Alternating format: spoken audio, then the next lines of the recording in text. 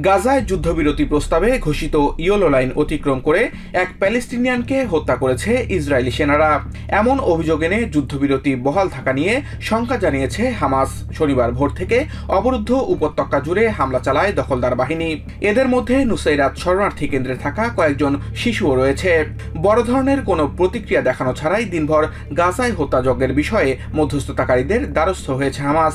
ইসরায়েলের অব্যাহত যুদ্ধবিরতি লঙ্ঘনের বিষয়ে দ্রুত মধ্যস্থতাকারীদের হস্তক্ষেপের দাবি জানিয়েছে সশস্ত্র গোষ্ঠীটি।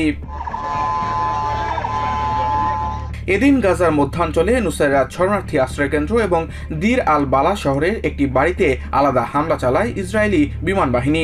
এসব হামলায় তাঁবুতে থাকা বেশ কয়েকজন হতাহত হয়।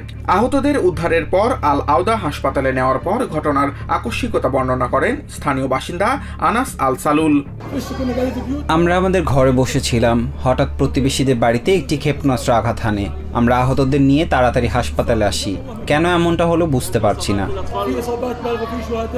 এর আগে রিমাল এলাকায় একটি গাড়ি লক্ষ্য করে চালানো ইসরায়েলের হামলায় কয়েকজনের মৃত্যু হয়। এছাড়া দক্ষিণাঞ্চলের রাফা, গাজার উত্তরাঞ্চল সহ বিভিন্ন এলাকায় হামলা চালায় আইডিএফ।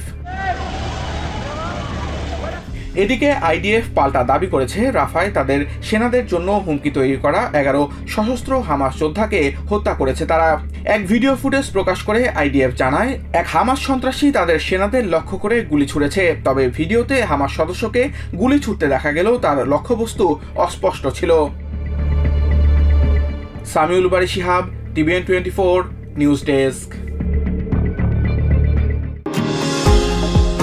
নিউ ইয়র্ক থেকে সম্প্রচারিত টিভিএন 24 টেলিভিশন বিশ্বজুড়ে বাঙালির কণ্ঠস্বর।